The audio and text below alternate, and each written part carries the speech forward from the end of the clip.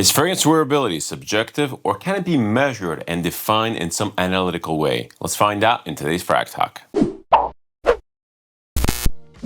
Hello, welcome back to Seldomly Off, and I'm Daniel. Today we're talking fragrances, and this is FragTalk episode 10, the more free-form, open-ended podcast-style format that allows me to cover various fragrance-related topics that wouldn't necessarily fit in my normal routine.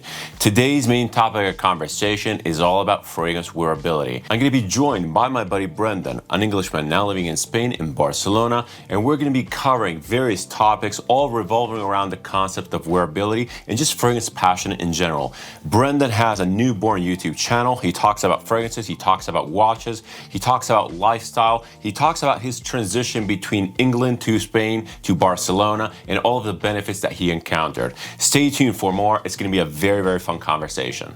Super duper quickly, before we start, let me just remind you how FragTalk works. Each episode is divided into 3 sections. Section 1 is basically a fragrance rotation update. I talk about a couple fragrances that I've really been liking, that I've really been wearing, and that really fit my current vibe. Section 2 is basically a free-for-all. I tend to go outdoors lately and just talk about whatever is on my mind. Section 3 is where the main topic of conversation happens. As I said before, I'll be joined by my buddy Brendan. We're going to be talking about fragrance wearability, fragrance passion, and just a general direction of fragrance brands. It's going to be a very cool conversation. Stay tuned for that one.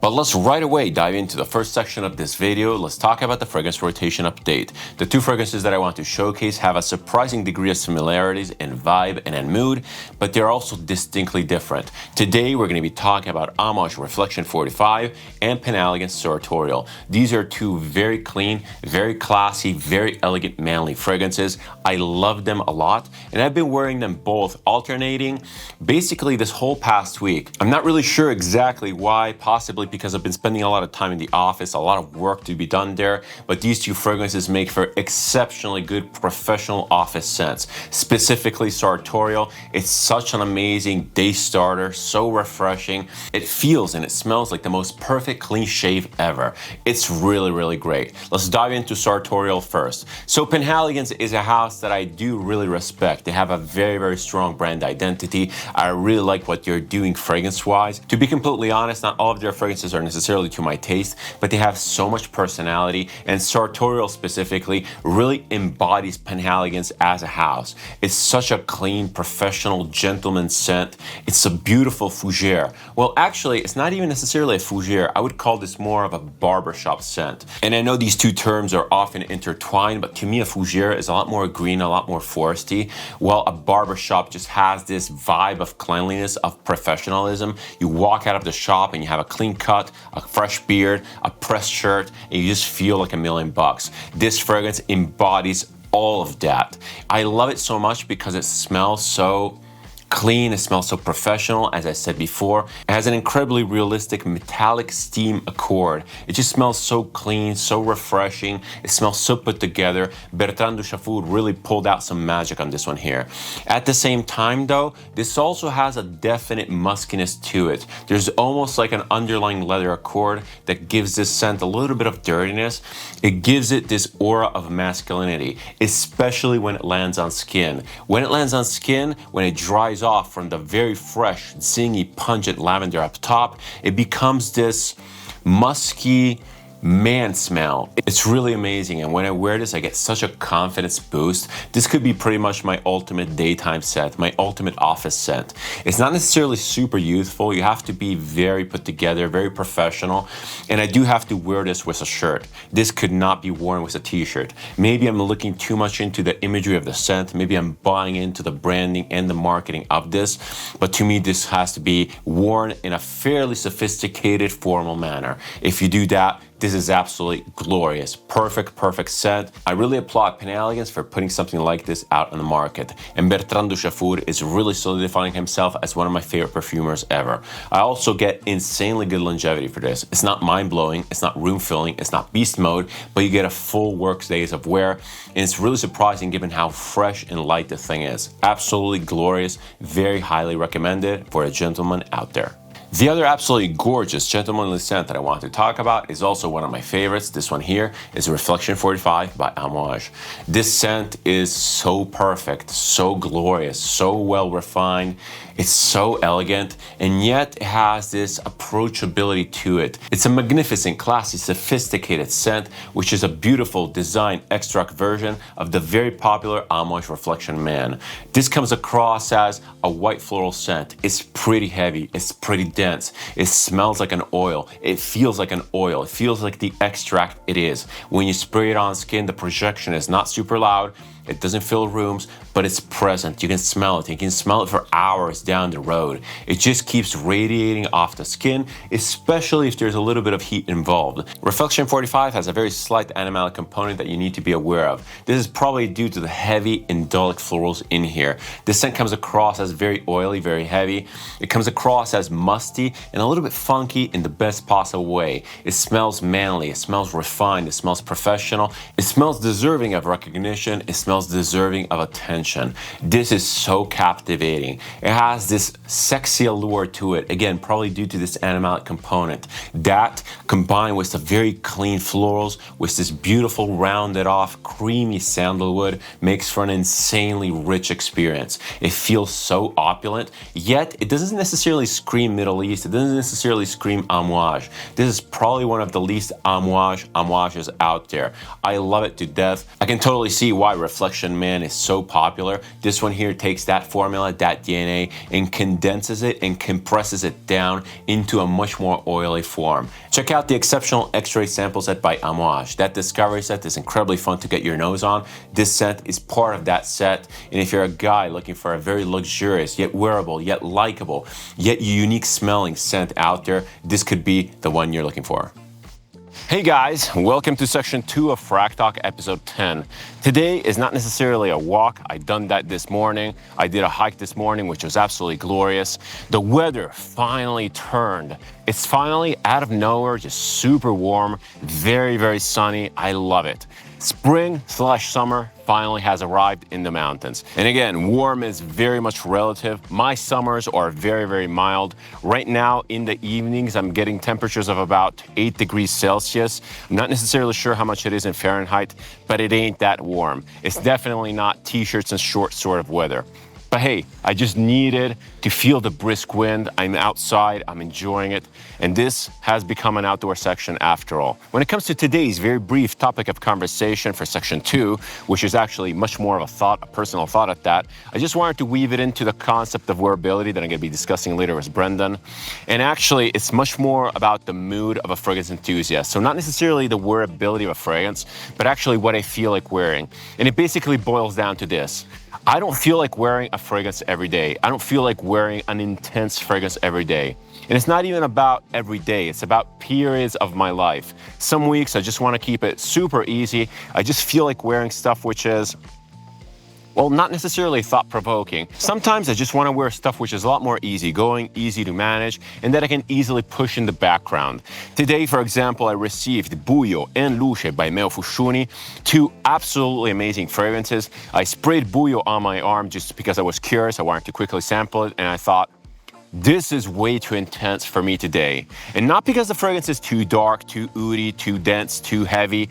It's because it's too involving, too narrative. And Meo Fuscioni, to the brand's credit, to the perfumer's credit, is actually one of those houses which manages to really balance out wearability and narrative factor. But today, for whatever reason, I just wasn't feeling it. I wanted something that I could push in the background. And I already talked about Louis Vuitton fragrances. I talked about why I like Nouveau Monde in my review, because it's so easy to pull off while still being kind of edgy. And Imagination is the same thing. It's the same sort of fragrance. I can wear it and I can just push it into the background. I know that I smell good. To people, to myself, I like the scent profile. It's just easy to wear. And if you've been following my content and you know what type of fragrances I like, well, most of my collection is based on fragrances which are incredibly intense, incredibly fatiguing, very, very narrative in the best way possible, but sometimes you just need a break. And at this point, you might be be asking yourself, why am I having this conversation? Well, it's a way to sort of reassure you that it's okay if you don't feel fragrances that day. It's okay if you want to take a break. And this is more in the macroscopic realm of things. You can definitely take a break from what you're doing. You can take a break from the hobby. Don't feel pressured by videos. Don't feel pressured by anything. It's absolutely okay to have the ups and downs, the waves of mood, the waves of enthusiasm in any hobby, especially fragrances. Fragrances can be extremely overwhelming. Obviously, a lot of this has to do with the level of interest, the level of enthusiasm you have for this hobby, specifically if you're into the narrative side of fragrances, into the more artistic, communicative side. They can be very, very fatiguing. It can be overwhelming. You can be burnt out very, very fast. Heck, it's definitely kind of happening to me. I have to smell a lot of fragrances each day to really bring you these reviews. Well, I don't necessarily have to. It's a self-imposed thing that I have going on. It's a little bit of a toxic relationship. I love doing it. I love filming these videos, but it can objectively become fatiguing. So I definitely take my breaks by going on easier fragrances. I definitely try to rotate stuff around because it's one of the ways to keep it interesting. It's one of the ways that I have to really add variety. And again, this is absolutely not a rant. It's a justification on my part, and I just want to justify you. I just want to justify the consumer in general because again, as a consumer, first and foremost, sometimes I do feel trapped because I like consuming fragrance content. I like my content creators. I do follow them, but sometimes it's like, please do not put out a video. I just can't handle it right now. And that is absolutely fine. I don't know. Is it a rant? Is it not a rant? Is it a suggestion? Maybe. I don't know. It's okay. But all this to say, it's absolutely fine if your mood goes in and out, if your enthusiasm goes in and out. But on to section 3 of FragTalk. Okay, welcome, Brendan. This is really cool. I'm happy to talk to you. We met in Exons, and this is the first time we're actually having a chat. Guys, this is Brendan. He has a channel which is awesome. He's a perfume and watch collector or something like that. Tell us a little bit about you. Nearly. Time and scent collector. Time and scent. Still good. It works So, better. Brendan, just give us a little bit of an introduction.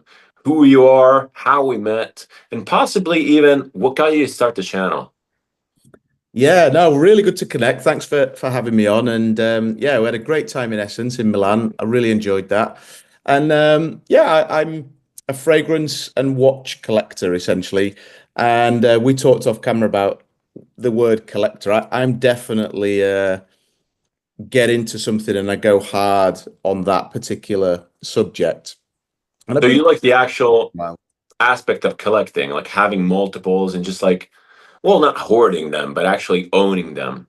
Well, in the no, case of watches, you could also see it as like an investment objectively, like they don't depreciate or anything like that. yeah. No, so it's not like I don't have a kind of right, I've bought, say, one fragrance and now I'm obsessed with getting all of them in that particular house or, family or whatever. But for me, it's more like I I use the phrase I'd rather go inch wide, mile deep versus mile wide, inch deep.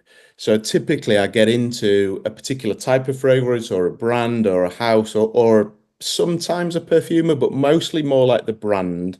And I like to just get into that brand, understand it, what they stand for, the type of kind of DNA that runs through them. And generally that normally means you end up buying quite a few of the fragrances to sort of to have that experience. A lot of my viewers know that I sell and trade off fragrances a lot. My collection is always shifting. So in your case, you don't really sell stuff. Your collection isn't increasing per se, right? Yeah. All right. So you are in effect a collector. Something that I didn't Probably say. need to sell a few. Like that's something that probably will be an evolution, but right now I haven't. Well, I mean, look, it really depends. Like to me, it's not about necessarily the budget. Thankfully, again, I'm in a position where I'm not struggling to buy fragrances. I'm not in debt or anything like that. I can afford my fragrances, but to me, it's more about the space. Just to touch upon the collecting aspect, although I am not normally a person that deems myself as a collector, and I do sell and trade fragrances a lot, there are a couple brands that I really have a tie to. One of them, for example, is Zoologist, which we talked about before. Another one is Melfushuni. I like when a brand has like a cohesive offering, that they have a strong tie between the various fragrances, and they kind of tell an overarching story that you can really Yeah. piece things together. It's really cool. And it's not necessarily a uber niche brand. So you can have an Yeah. overarching story within something like Creed. Yeah. Like they have a Yeah. tradition, they have a very specified, very specific sort of approach. So I get it. I get it. Yeah. Yeah. I think too for me with that are very close to my heart. I mean, there's a few, but I'm from the UK and I got into fragrances. I remember when I was younger walking through like Selfridges and seeing these sort of mythological bottles in the background. And it was Roger Parfums. And I was like, wow. And then you start to condition yourself to thinking, seriously, they're like £200 to pay or 250, and they've now gone up. And so, but then when I started to smell and experience them, that they actually had a really, really good fit for me. The DNA that runs through that, there's good strength to them, there's good performance, but there's also like that kind of gentlemanly mystique. So love Roger for that. And the other one is another UK brand, Ormond Jane. I think you're well familiar with them. They have a really clear DNA that goes through them, and I've got quite a few of their fragrances and really enjoy that too. And I think that's what it's all about, isn't it? They take you to a place, they take you on a journey, and you want to go on that journey. I really respect Orman Jane as a brand actually, because they Yeah, have a very specific vision and they follow that brief to a T. that's It's very true. I really like it. I really like how they really go for that elegant, airy, kind of like everyday wear, but still it's Yeah, a little bit of an edge, a little bit of a twist to it. Really cool stuff. totally. Yeah, they are good. Anyway, today we're going to be talking about fragrance wearability. And I just wanted to take this conversation to you. I thought that you would be the perfect candidate for this because, again, you mentioned Roja, you mentioned Ormond Jane. I've heard you talk about Creed, I heard you talk about other stuff, and it's all fairly utilitarian in a way. I take it that you're not super into the uber niche weird stuff, the animalic notes, the fecal notes, stuff that is not necessarily wearable. But we're going to get into that definition in a bit. Mm. Yeah, I mean we were talking off camera, like my fragrance journey it has evolved. And what I was into maybe 5 or 10 years ago, I'm not as into now in certain cases. And I think that kind of niche artistic, where they challenge you in a certain way, I definitely respect that and appreciate it. But it comes back to that. I don't want fragrances sitting on the shelf that I'm not going to wear too much. So whilst I respect it, I may or may not purchase it. But also taste changing, and what was utterly weird and unwearable last month, in 3 or 4 months' time, could be actually, you know what? Let's go. Let's take this on it, because you do change. Your palate evolves, doesn't it? So I have some questions for you. The first one is obviously the more introductory one. What do you consider a fragrance wearable? Like, what is wearability? Like, what makes a fragrance wearable for you? So it's a great question, that. And I think it comes down to what your philosophy is of fragrances. And in a very binary fashion, it's almost like, do you wear fragrances for you, or do you wear fragrances for other people? And or is there a blend in there? And for me, it is definitely, I wear fragrances for me. I like them, I enjoy them. I want to test myself out a little bit. So the fundamental core tenet of, is a fragrance wearable, is, do I like it?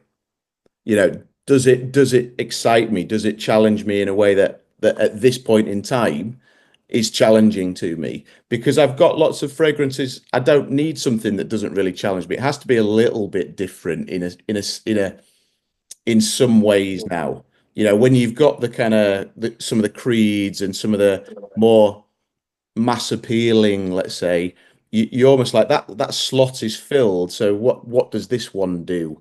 So yeah, the number one thing for, is a fragrance wearable, is, do I like it? And then I think the next things come off the back of that, which is, is it appropriate for the occasion, which does fit into, are other people going to like it? And then I think there's quite a bit of a performance side as well there. I'm not obsessed with performance, because again, it's about, when are you going to wear it? If you're going to sit So at, you're talking about too much performance in this sometimes, case. yeah. Yeah, Okay. and I think it can be both.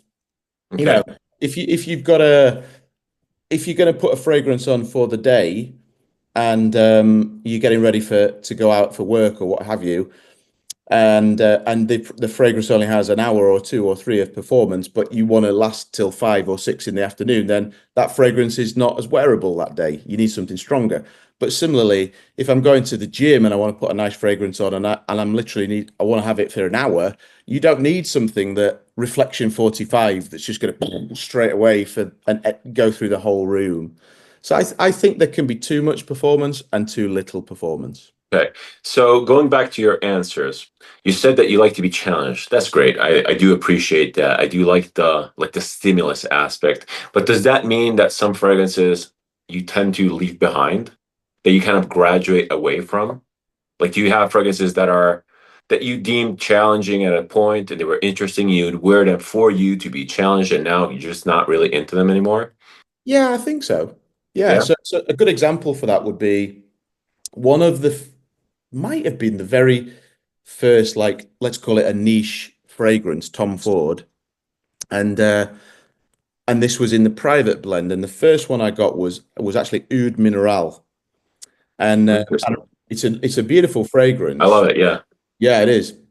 But I've now had that in my collection for I'm gonna say like 8 to 10 years. And I've still got it because back in the day they used to give you 5 ml samples in the department store locally for free. So I just go in, just cane them. I probably had 50 ml of samples, and then I finally bought the bottle, and I've still got that bottle. But now, and I remember when I first smelt that, I was like, I can't believe they bottled this smell. It is that good, that different from high street and designer stuff. I have to own it. And now it's still a great fragrance, but I've probably had enough exposure of that particular fragrance, and I don't often reach for it. Maybe I should sell it now, but it's not that I don't like the kind of mineral marine style fragrance like family, but just that fragrance. So you look for a different interpretation of that, and Aqua di Sala or something like that would probably be a go-to for me if I was going to reach for something like that. Interesting, because I mean, you mentioned I was expecting something completely different. I was expecting something a lot more likable. Oud Minerale is actually considered one of the more challenging fragrances from Tom Ford. Mm, And a lot of people find it not really wearable because it is a little bit weird, it's a little bit different. yes. But I guess that you truly do wear fragrances for yourself and you kind of like got used to that scent so much that you're looking for something else. And possibly you're not necessarily even going more challenging. It's just different. Like some other stuff, you might wear something which is a lot more fresh, but it just triggers you in a certain way. So Yeah. interesting. And when you bought Oud Mineral, did you ever consider that it would be a little bit too weird to others? I honestly didn't. No, Okay, interesting. I never had that thought. I actually smelt it and was just pretty much obsessed with it at the time. Like, this is so good. I just need it on me, basically. And it was just like more, more, more. And I never really considered and probably overdid that, oversprayed it back in the day, not thinking of others. And now I think I da dance that a little bit. That's a delicate dance of for me, for them, bringing that together. Does this fit? It's that kind of concoction, isn't it? Because it's cool because as crazy as I like weird scents, as crazy as it sounds that I really like weird scents, I have these crazy weird houses like Toscovas, like super strange stuff. Mm. When I first got Oud Minerale, I was actually concerned a little bit for other people. I thought, well, this smells good Yeah. to me. It smells amazing. But I was like, is it a little bit too much? Like too much for the office, too much for certain areas? But to be completely honest, I think now specifically that I was completely overthinking it. And well, my take on wearability is a little bit different, but we're going to get to that in a bit. Just to put it into context, what is Mm. your most challenging fragrance? What is something that you have? It's like, yeah, it's a little bit too much for me. Do you know what? I'm just looking behind now. There's one here that it's a sample. I'm not sure if I've got the. It's a local brand, the Perfumery in Barcelona. Definitely check that out, by the way. Anybody that's visiting Barcelona, it's a great fragrance perfume experience, and definitely have a lot of challenging fragrances. It's the one that's also affordable that you were talking about in some Yeah, videos. it's reasonably affordable. This is their own brand that they created, and this fragrance here is called Tarak. It won't really mean a lot to a lot of people, but it's sort of like that kind of. It's just something completely different. Like really, almost makes me recoil when I spray it, and I'm kind of like, am I ready for this today? Is this for me? Another brand that does that for me, that challenges me a lot, is Miguel Matos, Ah, yes. Portuguese perfumer. Great. I love the I guy. love that brand. I absolutely love that brand. And there's a number of their fragrances that I really enjoy, from the Summer Oud, I think it's called, which is actually like a banana and oud combination, which is, go find another one, right? And another one that's like a swimming pool one. I think it's called Piscina or something Oh, like yeah, yeah. I think I've heard about it's, that. Yeah. it's a chlorine, strong chlorine, but it's nice. And I find Miguel Matos pulls me in. Like that's that kind of mindset of like I almost want to So like, you're attracted to that stuff. yeah, but I'm not ready to embrace it all yet. And But is it, I again, think, I'm sorry if I'm like pushing the same button over and over, yeah, because yeah, this is a really interesting conversation to me. Is it because it's like I don't feel comfortable smelling like this in the world, or it's just that the smell itself is a little bit too much for me?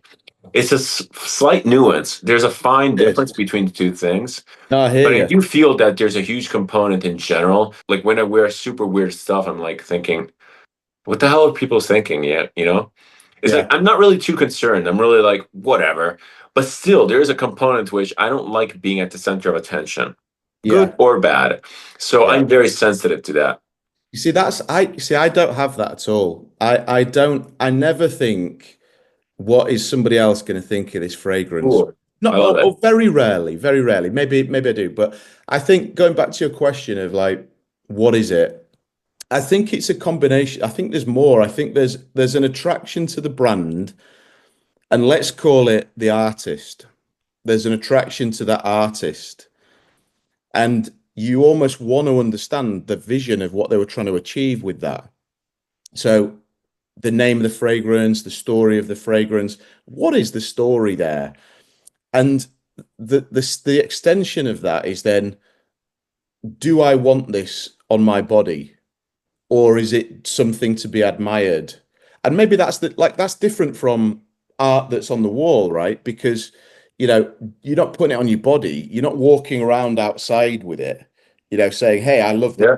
wacky stuff." But you kind of are with a fragrance. So there's another level to it of appreciation of that artist. Some fragrances, it's just not about that. It's just like, is this a nice smell? I want to smell like this today.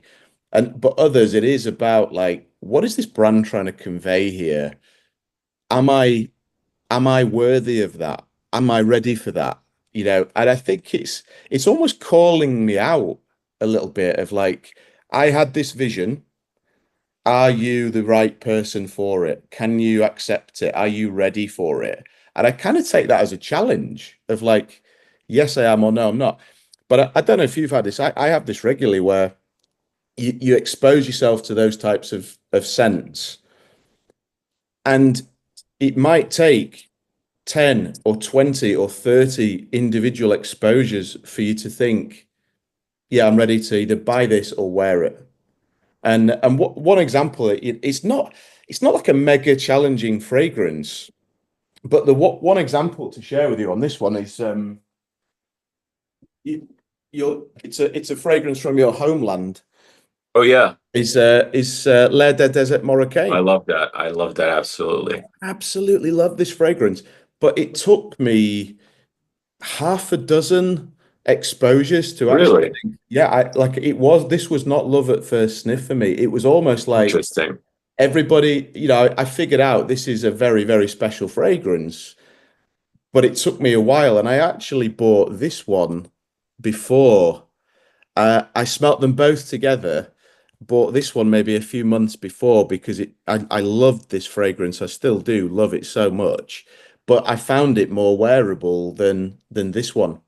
Now I'd probably put them very similar. I love them both. I think they're But both. what was keeping you away from the L'air du Désert Marocain? Was it like the spice market sort of feeling?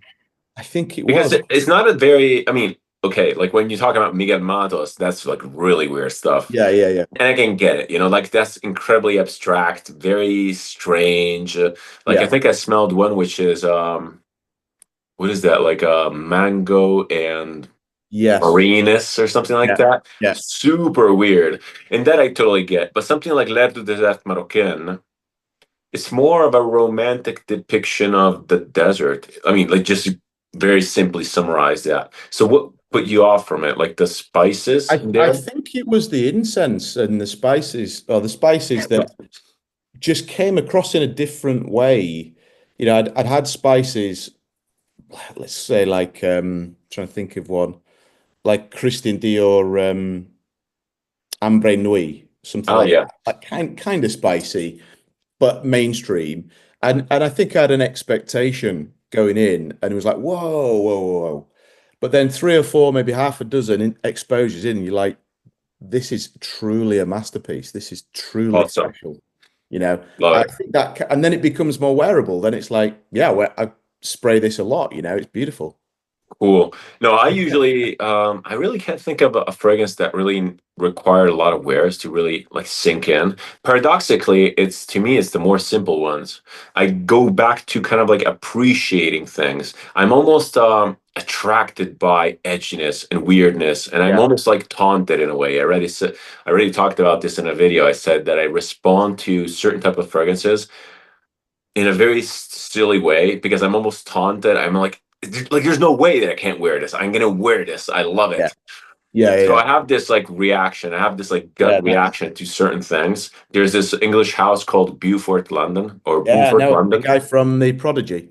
Absolutely insane. Yeah, I don't know if you yeah, smell that like any of yeah. the I've smelled a fragrances, but few. they're Yeah, mental. They're yeah. like really savage, so bitter, so powerful. And those to me are what I would classify as unwearable. Absolutely mental stuff, But then you got to ask yourself, is that a problem?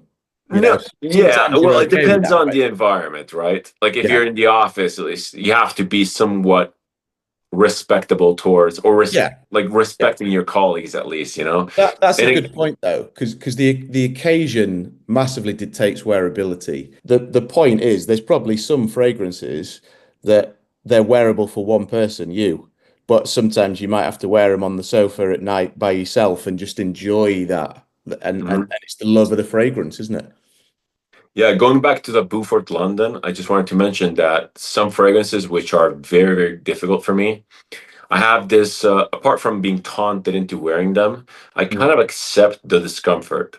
mm. So I do wear these, and it gives me kind of like a meditative state because I'm so kind of like rejecting it. I'm so uncomfortable that it almost focuses me to, well, it almost forces me to focus on the fragrance, and I get into this very zen mode. I'm Yeah, like controlling myself. It's like holding a plank, like the plank yeah, position. It's very meditative. I like doing stuff like that. I did a lot of endurance sports in the past, like long distance cycling, and it's fun, but after 200 Ks, it starts being not really fun. yeah, It yeah, starts being like, I'm in this for the pain. You got to yes, embrace the pain. yeah, And some fragrances do that to me. So I do appreciate that aspect, and actually do appreciate the not wearable aspect of them. I like being challenged. To me, there's nothing worse than a fragrance that does nothing for me. Like a fragrance that I smell it and it just doesn't really even trigger me.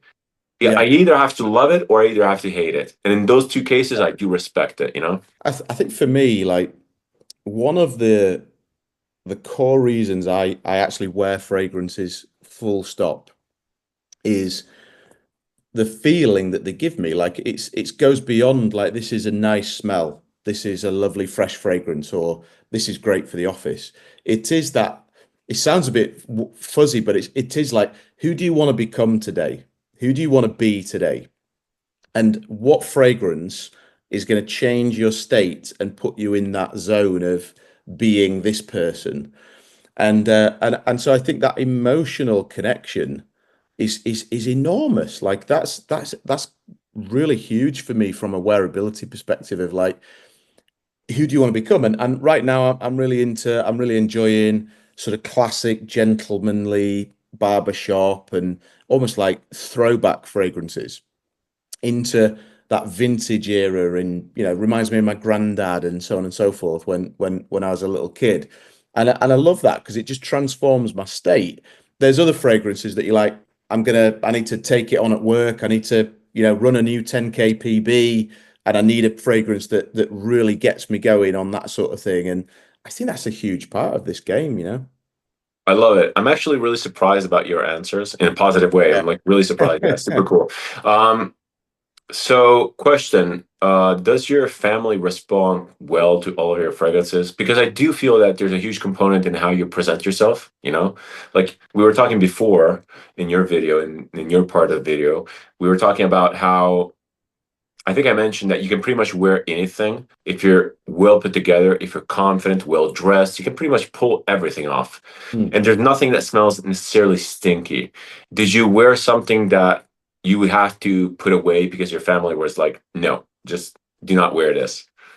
That's definitely happened before, yeah. Like I actually do. So I've got, for context, I have a wife and two children, and and I kind of run those past like it's not like if they say no, I don't like that, it's gone. 'Cause it sort of isn't at all, but I'm just aware of it. But yeah, like it's mostly if I overspray, I think. If I Yes. get super into a fragrance, like this one, for example, Apex from Roja, it's one of my favorite ch state changing fragrances. Like when I spray this on, it's sort of that kind of like, yeah, we're ready to go, but it's still got class and elegance. And I can easily overspray this. I can easily do 10 or 12 sprays of this stuff. Like it's crazy. But you're gonna fill the room off the back of that. And when you're out with my wife and so on, it's like completely eclipsing her fragrance.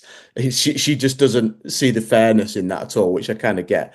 So we sort of have to collaborate a little bit. I really do like the fact that you said that a lot of the wearability comes down to spraying amount and how much you spray and just the overall power of the scent.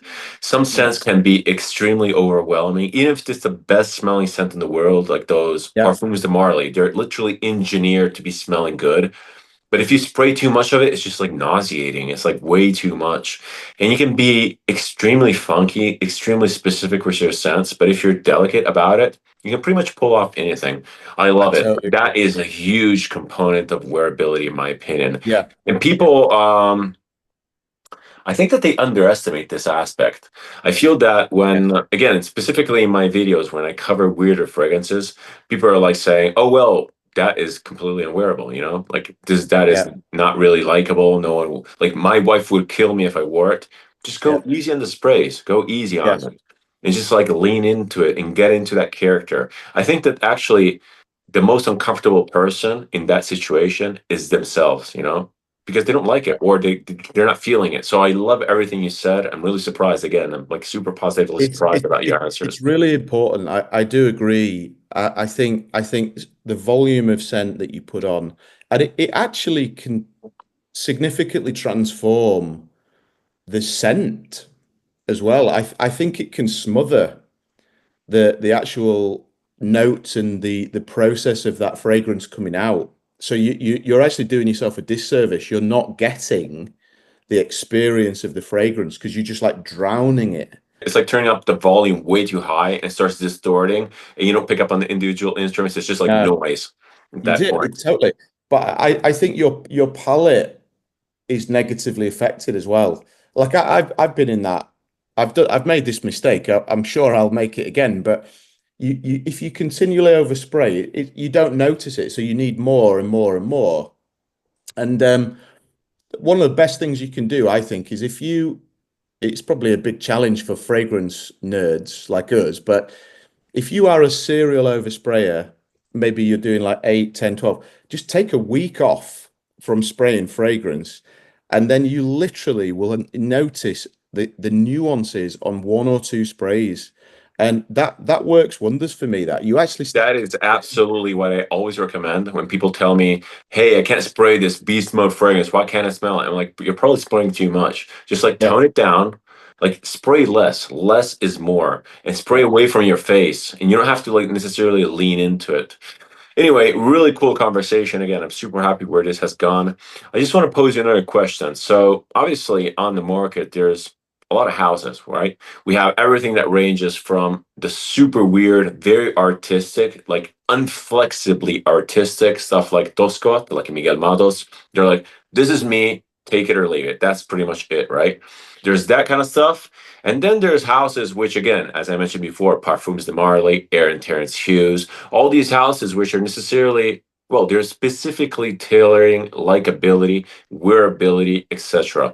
What do you think about that? Do you think that more houses should be a little bit more experimental, trying to enforce their vision, or do you think that going commercial is actually functional in a way? So do you think that it should be like a different category of fragrances altogether? I do feel that in a way niche has to kind of be very focused on the message to be called niche. Otherwise, you're not niche, right? Like by the definition of the word. I kind of flip-flop on my answer to that.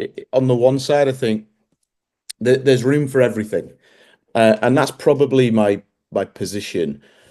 But there's certain brands like, this is one of my favorite Tom Ford private blends, Fougere, Fougere d'Argent, and this brand at this house, I think, acts as a kind of gateway to niche. And the more you get into that, the more you move beyond. And I don't mean that in an elitist way or anything like that, but you Yeah, move yeah, beyond absolutely. Tom Ford and you seek out new things. And that's where you find the kind of artist behind the fragrance. And so that I'd probably put like a Miguel Matos right over on the other side. I'm not even convinced I'd call it niche. I would call it like artistic perfume. But let me interrupt you for a sec because I do think that Tom Ford has a vision. He wasn't necessarily trying to be appealing. He just liked a certain thing that Mm, happened to be appealing. He has yeah, well, he had a very focused vision. He wasn't necessarily making products for the customer or for the customer's taste or for the customer's expected taste. He was like, this is the best in my opinion. Take it or leave it. It just so yeah, happened to be likable. The guy has an immense sense of style, and even in his yes, clothing, right? He has a lot of like personality. So yeah, my question is more like, I get it, like that is great, and I do feel that brands like Tom Ford should keep existing because we need variety, right? But I'm talking about specifically brands which are born to be appealing. What do you think about those? Like, there's a lot of brands which are new mm, in the niche genre.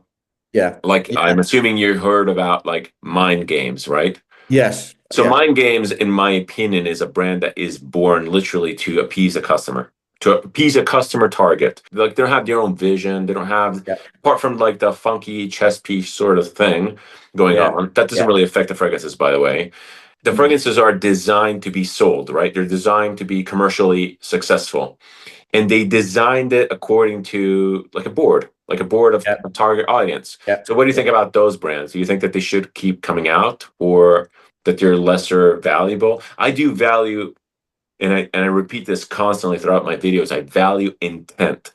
And that's why I'm so strongly in favor of what you're talking about. Everything that you Yeah. said resonates perfectly for me.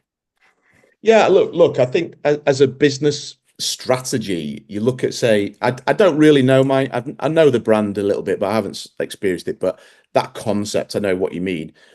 And you're kind of like, yeah, brilliant, well done. You've achieved, you've won, you've made your sales and so on and so forth. And the timing on the journey of the consumer is key. Like, where is that consumer when they meet mind games? you know that for them could be the Tom Ford for me and maybe you. So in that way, I think, yeah, brilliant, because that's maybe a gateway into it, and they're going to come on the journey. But I'm getting that you're not interested in set I, brands. I'm I like brand story. I like something deeper with that brand. Like, what is the DNA? What are you trying to do here? Who are you working with as a perfumer?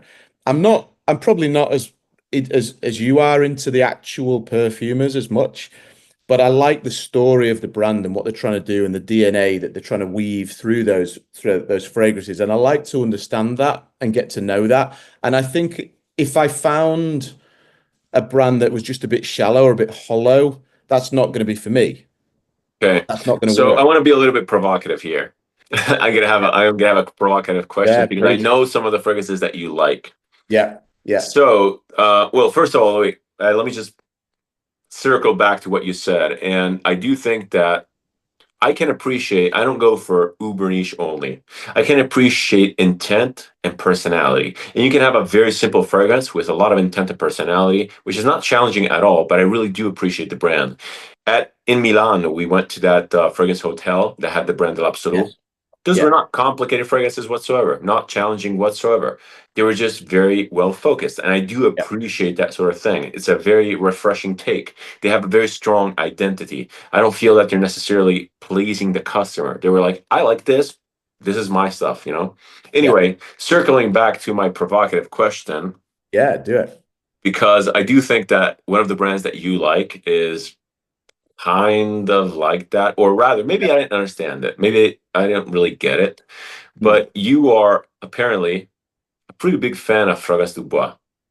Yes, yeah, yeah, What yeah, do you think about that fragrance? Because I heard you rave about London Spice a lot. So yeah, just to throw gasoline to the fire, yeah, yeah, yeah, as yeah. they Love say, that. Fragrance du Bois to me is a brand that specifically targets audience preference, in my opinion. Like, I don't really understand their vision, so much so that I, again, benefit of the doubt, but to me, it's like I'm making something because I'm expecting so and so to like it, rather Yes, than this is my thing, right?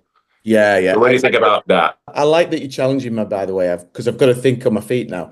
But if I give you some history there, so I started to see their brand at a time when, to be honest, I was quite uneducated on fragrances. And this is, again, I hate the kind of elitist, like Yeah, yeah, I absolutely. now Yeah. know more than you, so I Yeah. can't. But I started seeing their logo and started seeing maybe a bit of the hype of it at a time where I was actually probably quite impressionable. And I tried their different ones in Harvey Nichols in Leeds, different range. And the one that I really liked was London Spice because I wanted like a fresh and it seemed to perform unbelievably well on me. And therefore I ended up buying it.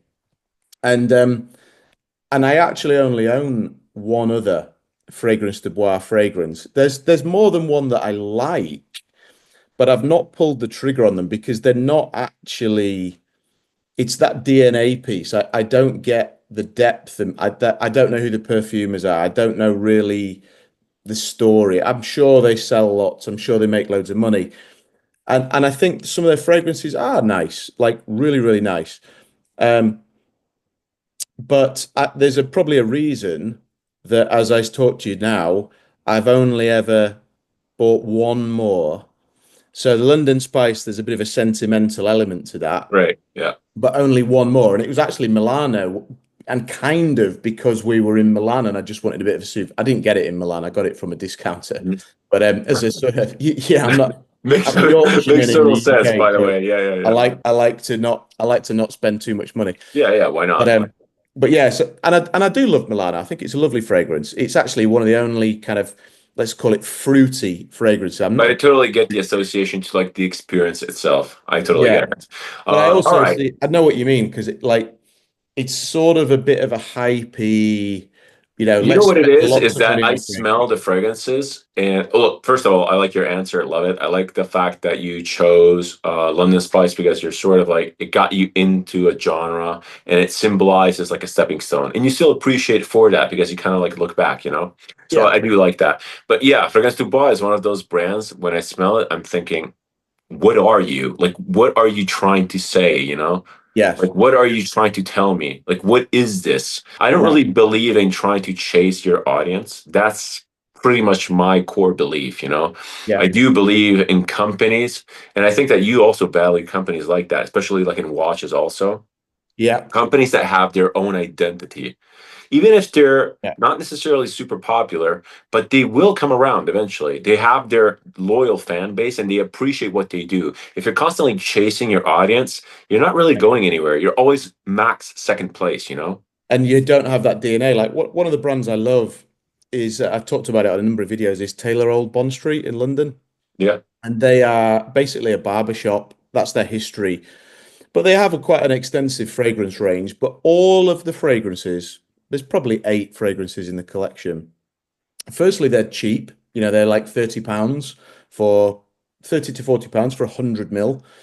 But secondly, their DNA, if I blindfolded you and said, what's the genre, what's the vibe, what are you getting? You would say barbershop vibes, but it's not. Like you've got a full range from kind of ambery ones to, citruses, but their full DNA is really clear. And that's great. And they're not chasing hype at all, but they have got that core following, and people love Taylor Old Bond Street for the shaving creams and stuff like that. And it's just a natural extension to look after the people that they serve and lead with that vision, right? Absolutely amazing. Anyway, this conversation is Nice. cool. We kind of like went on this tangent. We Yeah, just we kind of did. like forgot wearability. I think we closed that chapter fairly well because again, we were just so aligned on the vision. Absolutely great. I'm so satisfied with your answers. I'm like, this is like one of the best ever. So yeah. Anyway, we could be talking about this forever. I And enjoyed I that. do That's fun. really enjoy our conversation. I hope we can get back together. And I'd love Yeah. to have you back on. For all you guys watching, go check out Brendan's channel. It's super cool. He has a lot of unique takes. He kind of mixes up lifestyle, watches, fragrances, in general, just appreciation towards nice things, I feel, even cigars. And Yeah. that's Yeah. really great, you know, like everyone can use nice things in their life, have a little bit of that reward, especially if you worked hard, especially if you have good, solid values. It's really cool to have that. I really appreciate that. So thanks, Brendan. Link in the description to your channel. Go give him some love. Appreciate talking to you. Thanks for having me on, Dan. I'll see you soon. Yeah, cheers, man. Bye-bye. If you like this type of content, if you like my approach to video, feel free to subscribe. It's always massively appreciated and helps the channel. If you want to interact with me, leave a comment, suggestion, opinion, or anything else down below. I always reply and I always keep the conversation open. Thank you so much for watching. Thank you so much for your time. It's never taken for granted. Many more FragTalk episodes to come. As I said multiple times, it's becoming my favorite episode to film. See you in the next one and cheers.